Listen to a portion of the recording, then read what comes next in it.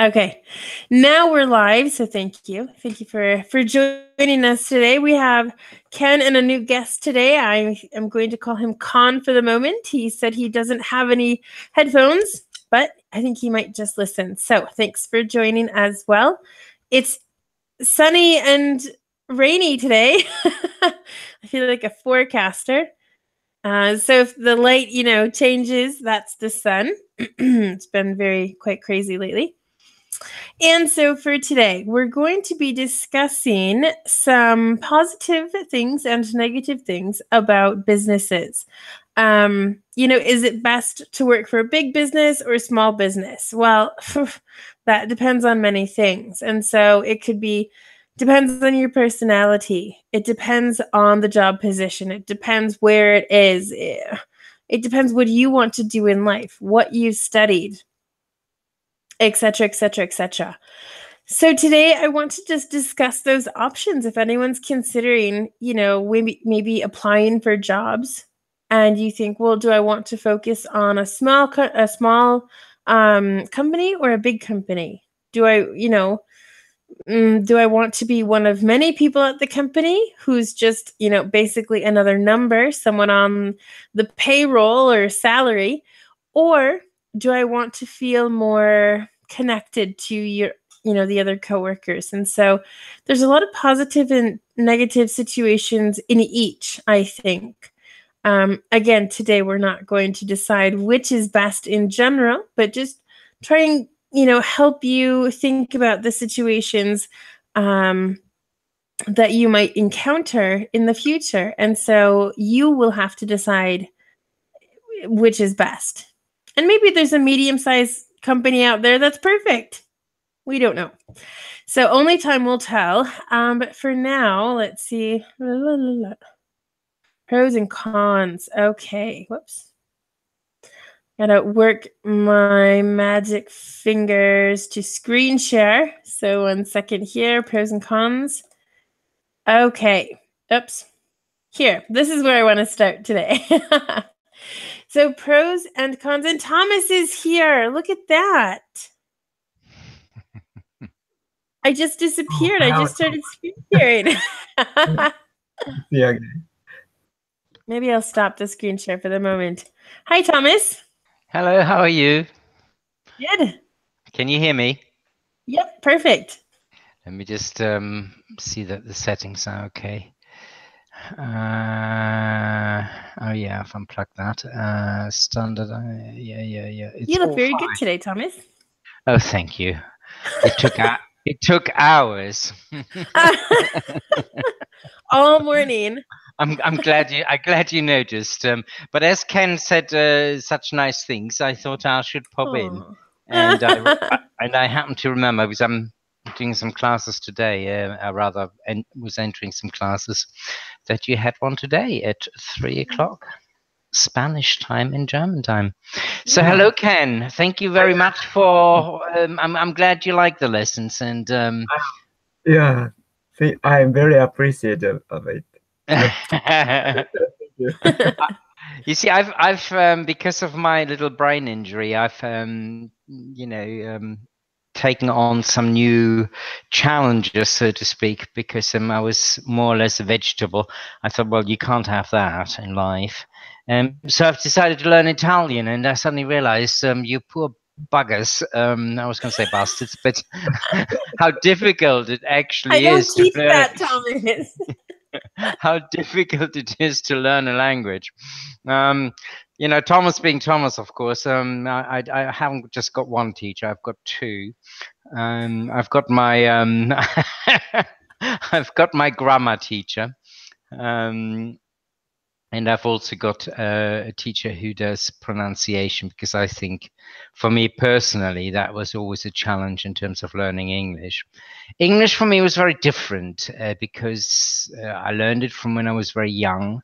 We had relatives in the UK, so I got to play with the kids, and so for me that was kind of like not quite like learning a language like a native speaker, but it was closer to that than to actually, you know, what you have to do, which is really just sit down and learn the bloody vocab and, you know, learn the phrases and then make sure that the endings are correct, you know, that the prepositions are correct and all that sort of stuff, that the verbs are, you know, conjugated properly. I mean, words I didn't even know, Becky, you know. I love this. I'm like, Thomas is going to learn how to speak English again. No, I didn't say that. I didn't say that. Thomas, next class, Thomas is doing English grammar. That would be the highlight of my year. I'm going to do all the time forms in one go. I would be so happy. I bet you would be happy. I bet James would be happy too, because he'd probably push me towards the clients. Right? So now, I'm not quite ready for that yet. I don't think so. No. But yes, well, I'm glad you. Who's the other person? I can't see. Sunula. Sanula? Yeah. He doesn't have earphones. Yeah. Can talk. Ah, so you can hear us, but you can't. You don't have a microphone, so you can't speak. Okay, fair enough.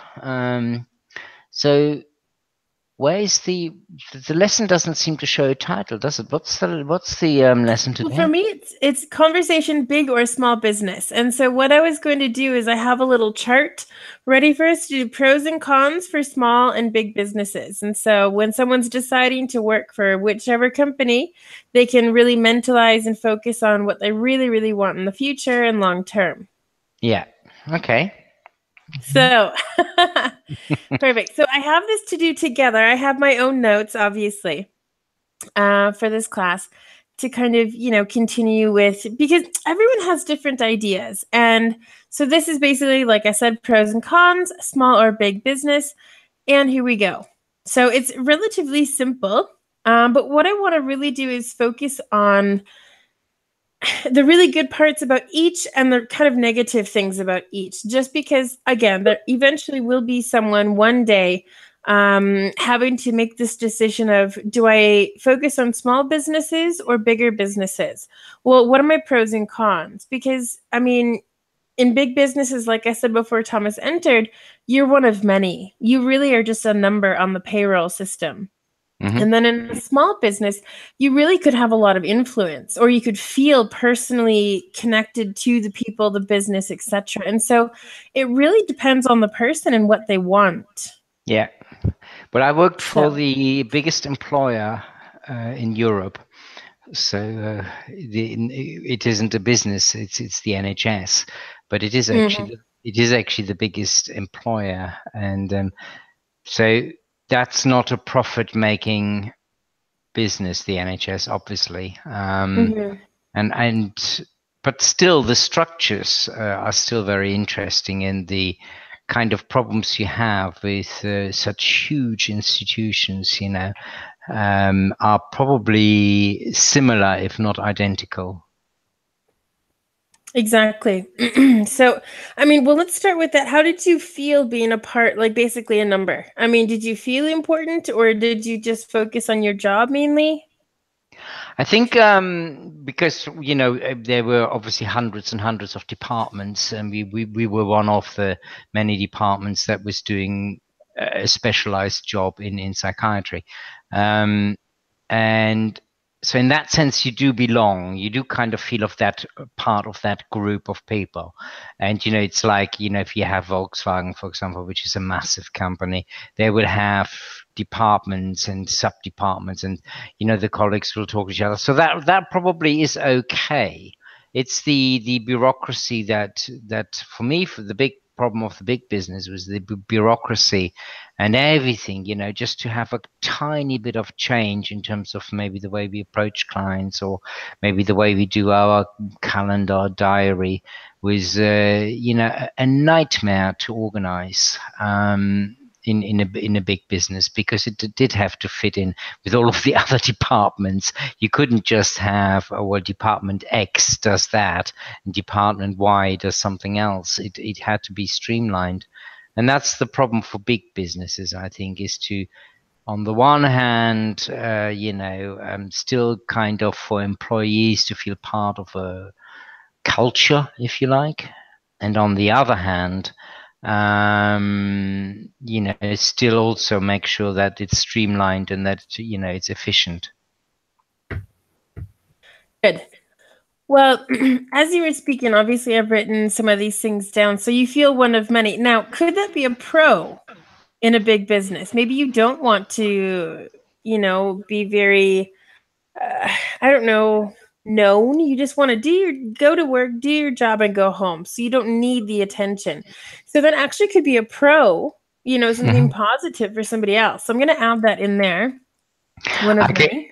Yeah, it's difficult because some of them are obviously financial implications. Yeah. I mean, one of the things, one has to be honest. It's in a big organization. You kind of sometimes, when you don't feel, brilliant or whatever, you're much more likely to go off sick, I think, because you just think, oh, bugger, somebody else will take over. It's such a big company. Who cares? Whether I'm there or not doesn't really matter. In a small company, it's noticed immediately. Of course, if somebody is missing, then somebody else has to do the work. And therefore, there is a little bit more responsibility maybe in smaller firms.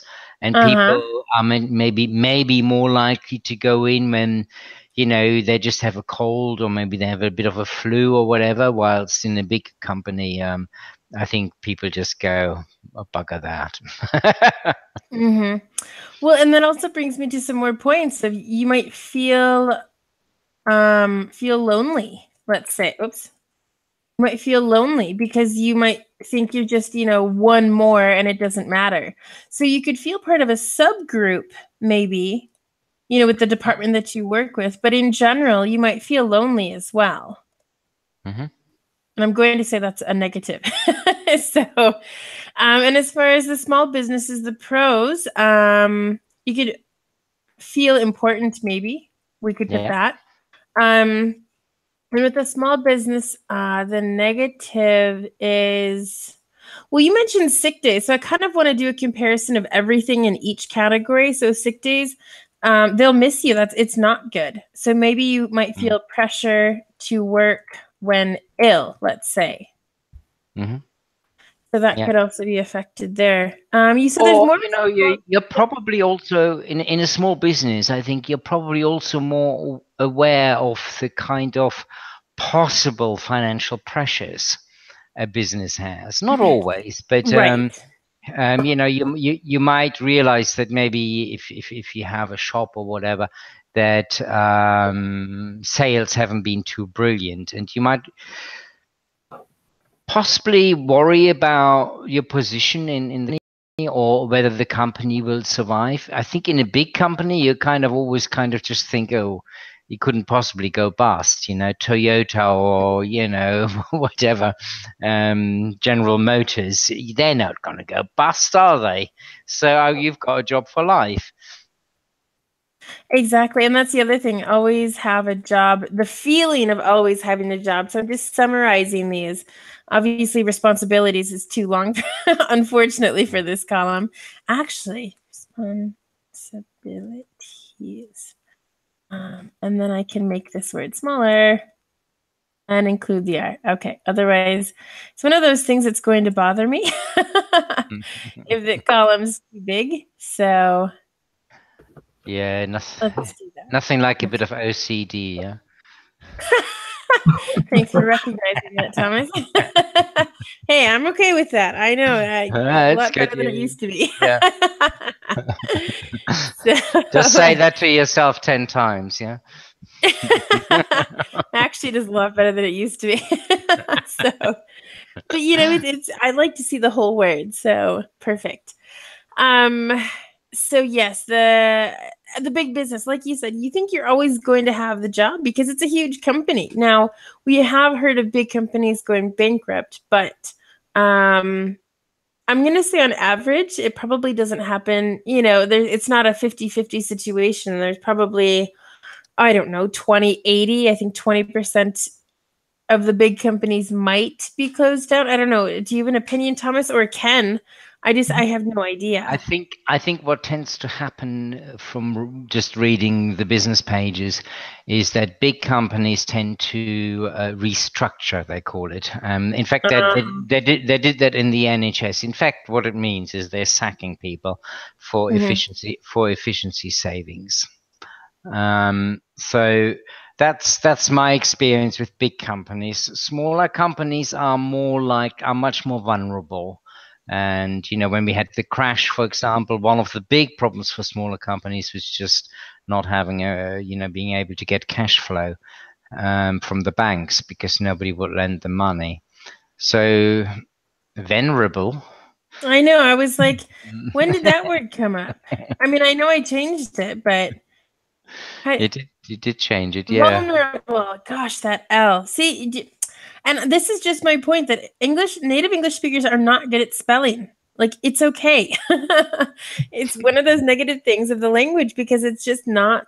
It doesn't follow any logic, does it?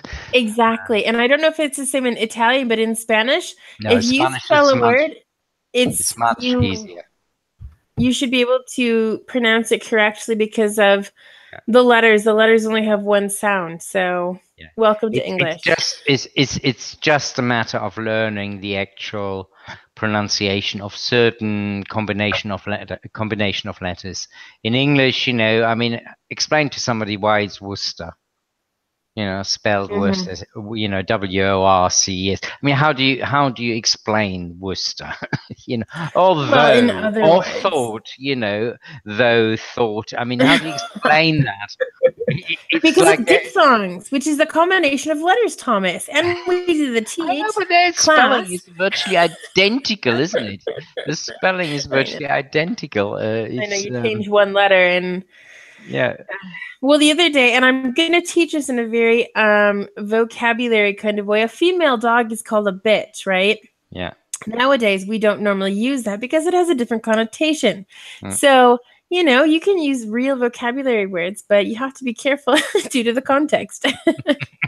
You do have to be a wee bit careful of the context, yes. Yes, exactly. Having said that, no. That word for dog, no offensive context. So a female dog is called, that's not a plus sign, is called a bitch. And a male dog is just called a dog, which is actually pretty funny because I kind of think this goes back to male chauvinism and the whole concept of, oh, hey, guys. And you tell, and it's a group of men and women, and you say guys, which represents men, in which you should say, hey, everybody, and then not focus directly on the, the language, male chauvinistic kind of situations. And so I'm almost wondering if that's kind of the same thing because, I mean, a female dog, male dog, I don't know. I thought it was kind of strange that there wasn't like a male name because for cats, for example, a male cat, Tom, is called Tom. Yeah. Hey, Tom. Yeah. So Thomas means a male cat. I don't know. And then I learned I've been called worse, I assure you. Probably.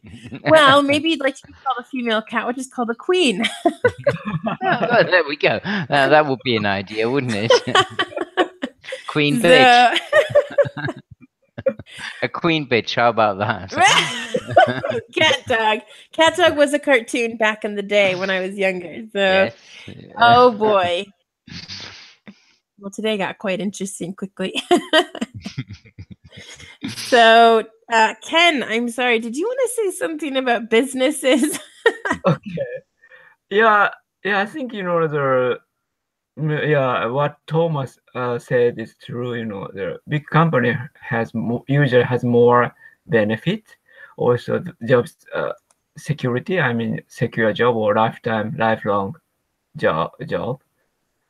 But cons is since a lot of people and a lot of sections are there, so kind of bureaucracy. Yeah. So sometimes it's very difficult to change or change is not so speedy. But compared with that small business, sometimes change is very speedy. Also, human relationship may be much dense, probably, because not so many people there. So I think it's also count, but it's a human relationship. It works well. It's good, but it works. It doesn't work well. It could be a problem, but also less source kind of job security. Also, a social benefit and maybe Health benefits. health benefits. Yes. Yeah, also, yes. That's it. Also sometimes kind of president, is in some company act like dictator or something. So that's a cons probably. Mm-hmm. Do you think that, because you have people that it's kind of like the top-down approach, isn't it? I'm the boss and you're just a piece of scum approach. And do you? But I think that belongs to both types of companies for me. I would also agree with that. Yeah. I don't even know how to write that. President or, I mean, politics. I already have politics here, so the president part I might just incorporate that together. But you're right. It's the superiority of the people. I've been here longer than you, but maybe someone else knows more about the topic than you did, and so it's who's really better, the one that's been there longer or the one that actually studied something. And so it kind of depends. Obviously, depends on the topic and the decisions and what's going on at work, but. But that's I mean, whichever approach the company takes or boss takes. I mean, the aim of any business has to presumably be to make money, and it's I think it can be achieved in two different ways. I mean, you can be nice to put it really bland and simple. You can be nice to your staff, or you can be horrible to your staff. Both actually probably works. Ironically, it's just one is more pleasant in terms of people feel a bit better about themselves. Mm-hmm. Well, and that's the truth too. I mean, as a big boss, I mean, I would like to think that I would be a caring person and I would care about the people and not just think of them exactly as like numbers, like I said on the payroll. They have families and they have things. Now, when it comes down to the infrastructure, like Thomas said, as far as when they change or restructure the company, of course, people are going to will have to be let go. And it actually happened with a different company that I work with. And there was someone who had been there for 25 years. They merged with a different company and he was let go. And I'm thinking because he was older than the other person that had the same position at the other company. And so that is changing a little bit in Germany, funnily enough. I mean, maybe because it's that we're a bit short of employees at the moment, but there seems to be some respect because there's some really good things about. I'm gonna can you switch off the mic off? Mute. Okay. Yeah. So I forgot what I was going to say now. It's gone. You need more employees in Germany, so maybe they're keeping you older. So people over the age of 50 actually have.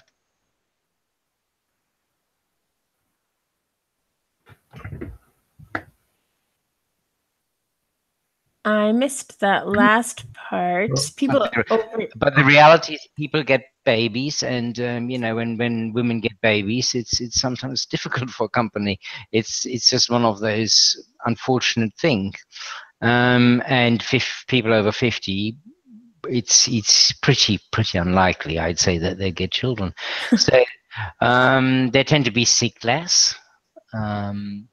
So there's that. So people have just become, and they tend to really want to work. That's the other thing. It's like, you get to a point where you just, I really want to work now. I can't get a job, but I really want to work. I've worked all my life and I enjoy it. Mm-hmm. So people are seen as more, well, maybe not hardworking, but so it's become popular here to employ people. If we'd employ somebody, for our company, if we had enough money, I would almost definitely employ somebody over 50. Interesting. Well, I think you're right in the fact that, I mean, they're more responsible, they're more serious, they have their life set, that kind of thing. So they're more stable in general. And you're right with the kids. I mean, it's one of those things that in an interview in the United States, the interviewer cannot ask you ask a woman if she's pregnant, because that will obviously, it might change their opinion, and you're not supposed to do that. It also is, when my mom was looking for a job, 10 years ago, she was already over 50. And of course, they said, oh, put down, your years of study and things like that. But they can't ask you your age. But obviously, when you graduate from college, they can see how old you are, more or less. And so she felt really discriminated against with that. So it's quite frustrating. At the end of the day, you don't know who is going to be a good person for the position until they're in the position and they've done it for a while. So yeah, and it's a shame. I mean, and you know what, we have a small business, as you know. It is difficult, and we don't have any. We have freelance teachers, so we don't employ people. But if we were to employ, the second, for a small business, you worry about, because the last thing you want as a small business is to have to let your staff go. That is such a horrible, horrible thing. So you kind of think, well, we'll cope as long as we can without having, employees, because you just don't know. I mean, the language business is a difficult business, really. It's dependent on the economy a little bit, in terms of, if the economy goes down quite a lot, people tend not to invest so much into education, or maybe the other way around, the economy goes down and they invest more in education to be more competitive with people who don't speak English, for example. But yeah, our business obviously goes up and down. Like, it's the advertising, it's what we can offer, and all that sort of stuff. It's not just, and as much as even the company I work for, there are months where it's just terrible. And I'm like, oh, I can't do anything because we have contracts with other companies, and that's how I get my students in my classes. And if the company's slow, I'm slow, and everyone else is slow too. And so you just have to kind of deal with those slow months, so that when you have busy months, you just have to be prepared. So, and like I said, in August, I would say December and January are probably the 3 worst months for English or for language. December to January, December, January, because of the holidays. People are, getting back. Here in August is the day that all of the state workers have holidays. I mean, literally August 1st to August 31st, everyone has holidays. And so, I mean, you can't even get paperwork done at your town hall because they're all gone. Like, it's that. So, August, like, Spain shuts down and is in like party mode, basically, or relax mode. So, that's why here. And then things don't start to pick up until the end of September, because kids go back to school, parents get, on their schedule again. So August, September, December, January are pretty bad months in general. But yeah, I mean, luckily we kind of diversified a little bit. So not all of our money comes from lessons. A lot of it does, but not all of it. And, sometimes, for example, we just had Easter. Easter is obviously not brilliant. That takes a few days out. But, we got some text contracts through, some translation work. So, I mean, if anybody does a business or wants to set up a business, I would always advise, don't do too much, but try to diversify. Don't put all your eggs into one basket. I was just going to say that. It's if you can, also in terms of advertising, we advertise online, and part of it is going to, most of it is going to lessons, and a small part of it is going to translation work. And we are lucky. I mean, James is a musician, and he did a lot of music, and the company the people we work or he worked with at the time, you know, when he had his band and stuff like that, and they've moved on, and they now are in the education system and have, you know, offer courses, sound engineering courses for various sections of the community and also various countries. So they need translation. Hey presto, you know, that's how it sometimes works out. So don't necessarily write anything off you've done in your life, because sometimes these things come back and can be very useful. James is doing a master's at the moment in European studies, and who knows? I mean, it's not making any money at the moment, but you know, it may. So.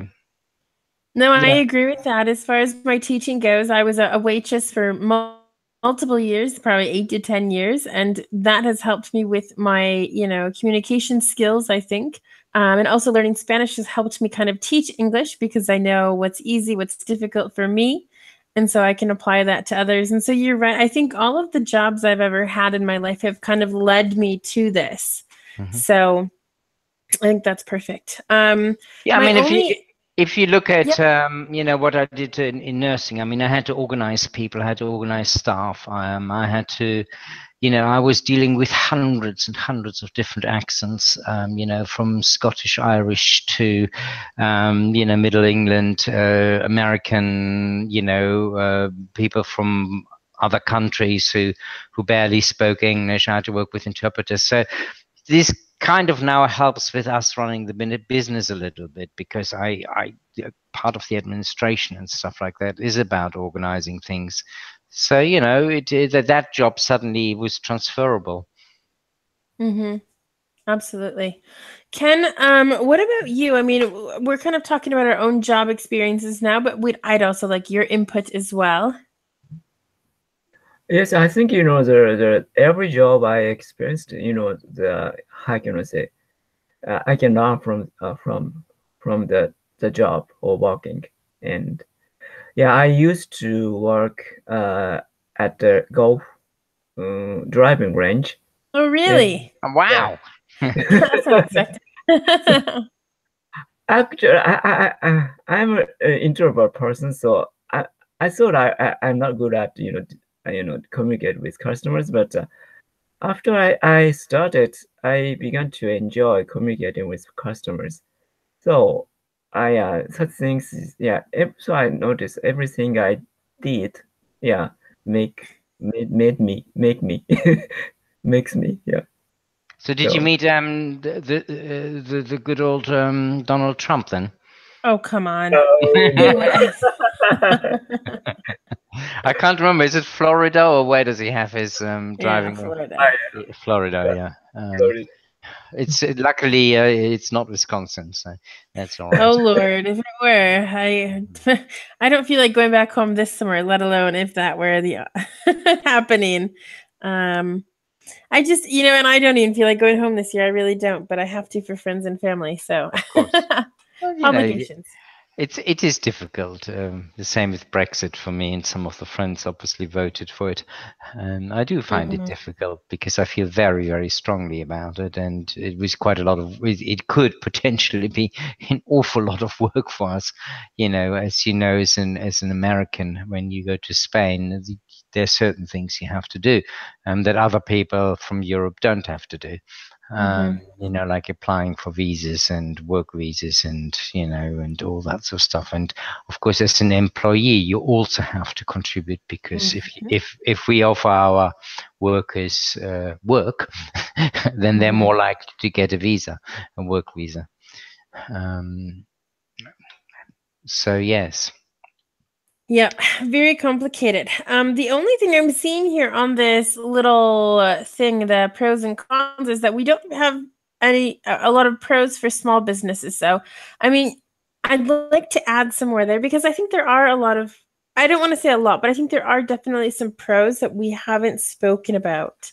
I think it's less rigid, and because it's less rigid, there's, well, basically put it the other way around, and more flexibility. Yeah, it's like, I was like, how could I say that differently? Flexibility. Good. Yeah, you've got more Okay. flexibility in arranging your, the way, not maybe the times you work, and you can talk to your colleagues more, and maybe arrange things around that, and one hand washes the other kind of stuff.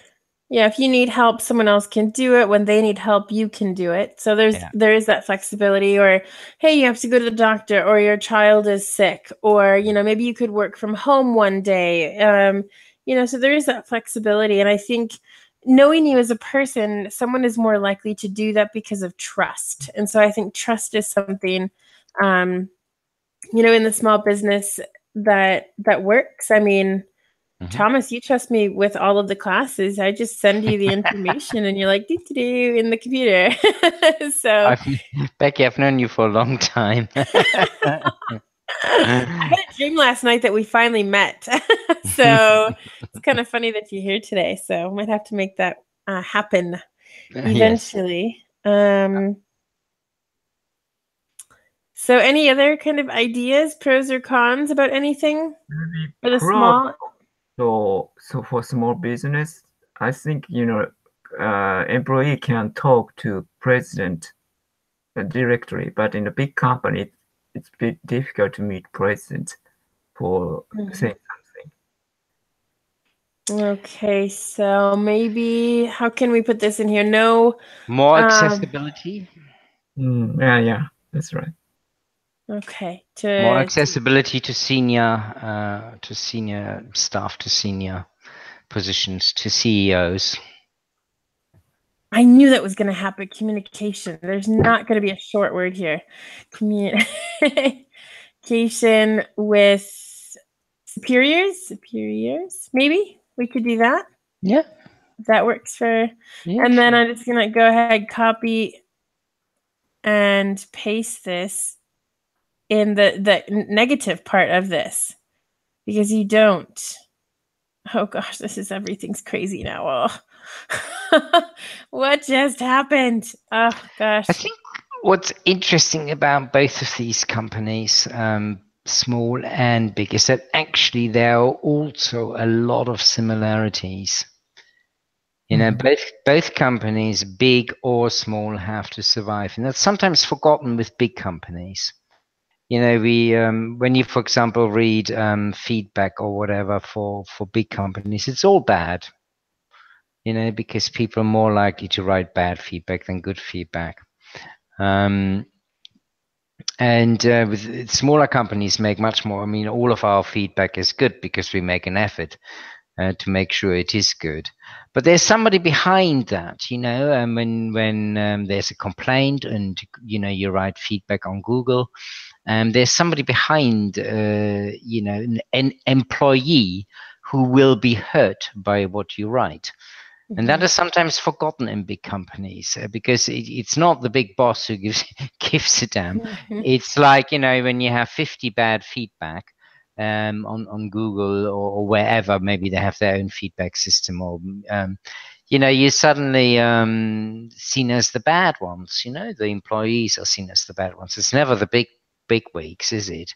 And both big but yet, both big and small companies are really, they're really quite a lot of similarities in terms of the way they're hurt, I think. Yeah, that's true. And I suppose I didn't think about that necessarily. Today I was focusing more on the employee and kind of what to look at when, thinking about a big or small company to work with. But you're right. I mean, I think obviously, well, there's some sayings, and I can't even think of any right now, but as a small business, sure, one bad comment is really going to affect the people, the personnel, the business owners, whereas one negative comment is going to be looked at by one of the superiors in the company like, it's either, okay, well, let's focus on this because it's very important, or, and I don't care, it's not that important, it's just one. So... But both companies can be vulnerable because, if you look at VW and the diesel scandal in America, that obviously hurt. I mean, we are talking a lot of money, really a lot of money. And VW can take it, but, every company has its limits. And some of the bigger companies, they are capable of going bust. I mean, if you look at Rover, for example, went bust, was bought by, I think, BMW for €1, I think it was, or was it £1? Can't remember. At that point, it doesn't really matter. No. And it always affects the employees, doesn't it? I mean, the big wigs. That's the difference between a big and a small company. In a small company, the owners are likely to go bust with the staff, and in a big company, of course, they're so well protected that they will still be rich. Big wigs. Exactly. I'm translating your. It's okay. No, it's good.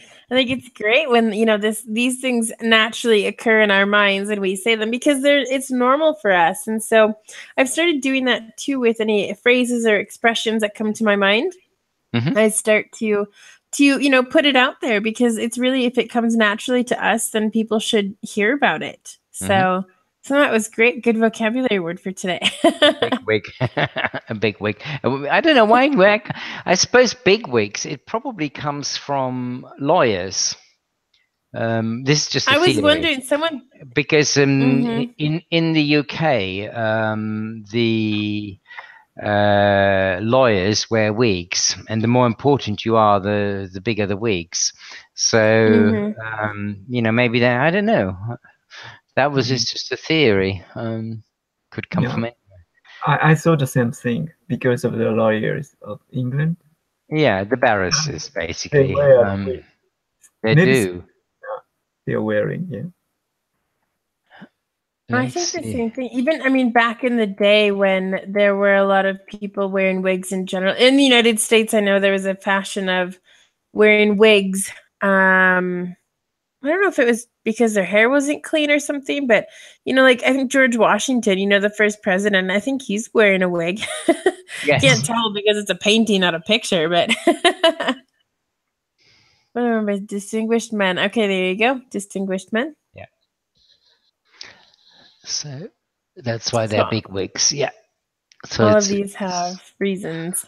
Because the House of Lords in the UK, of course, they also wear wigs. So yeah, they're funny in the UK. They're a little bit weird at times, I must say. Yeah. Well, I think it's tradition. I mean, honestly, if you think about it, that's basically it. Yeah. Absolutely. So good. I think we need to get Marcos back in here because he keeps writing to me, telling me how much his English has improved. So we need to get him back in the class. Do you remember him, Ken? Yeah, sure. He's my Facebook resource. Yeah. Oh, good. A lot of pictures. Yes. Yeah, very good. There was an idea I had during this lesson, as it happens, and also learning language myself. One of the classes, if you want, not any of the ones you schedule now, but we could do around, well, how the hell do you learn a language? Where do you bloody start? I mean, do you start with Duolingo or Babbel, or what is the differences of learning, between Babbel and watching maybe YouTube videos and having live lessons or real lessons with real teachers? How can you help yourself to make the best if you really want to learn? I mean, I'm assuming, because most of our customers, I have to be honest, well, this is going online, maybe I shouldn't say, but they're very traditional, right? Maybe you should turn off the live stuff, the recording. Do you want me to? Yes, please. Okay, sounds good. Thanks for joining. See you later.